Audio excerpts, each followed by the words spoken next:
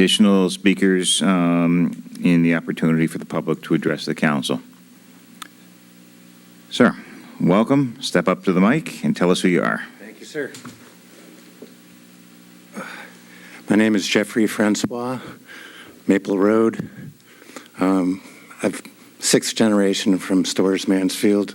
Seen a lot of changes over the year, and kind of concerned about the direction our town is going in with the overflow from UConn, the parties going on, and frat houses. It's been going on forever, but the behavior levels have gotten a bit outrageous, and the response of law enforcement has been a little bit on the delinquent side. My father was a police officer, in fact, captain at the University of Connecticut. My mother was a school teacher for the town of Mansfield for over 25 years.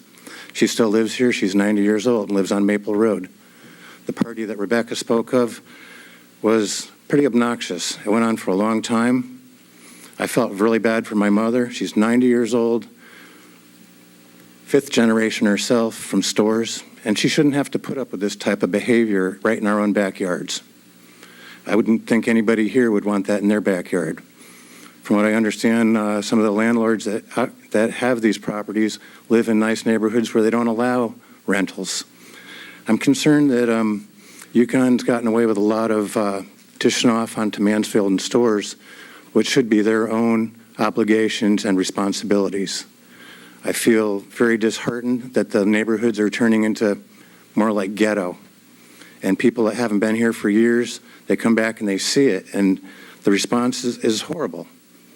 I was very proud to be from a small town named Stores, an agricultural community which grew, came into Titletown with the great sports programs, but the university has to be accountable and own the problems that they've created. And I hope the town of Mansfield will hold them accountable for the sad things that are happening to our town. It shouldn't be looked at with a blind eye. I believe growth is a good thing, but when the growth becomes like a cancer, it needs to be resolved. And right now I see some of the growth being kind of cancerous to our community.